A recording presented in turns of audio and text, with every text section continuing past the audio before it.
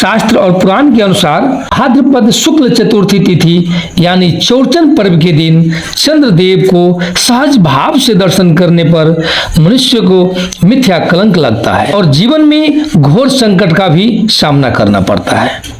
इसलिए दिन सबसे पहले संध्या काल में गजानन भगवान गणेश को पूजा करना चाहिए और पूजा के पश्चात हाथ में कोई भी एक फल लेकर इस मंत्र को उच्चारण करना चाहिए। सिंह प्रसेन मवधित सिंहो जाम्बवता हत सुकुमारक मारोदि वस्ते हयसव समयंतक। मंत्र उच्चारण के बाद चंद्रदेव को दर्शन करना चाहिए।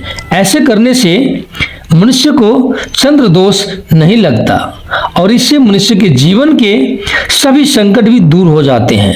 साथ ही भगवान गणेश और चंद्रदेव के आशीर्वाद एक साथ प्राप्त होता है।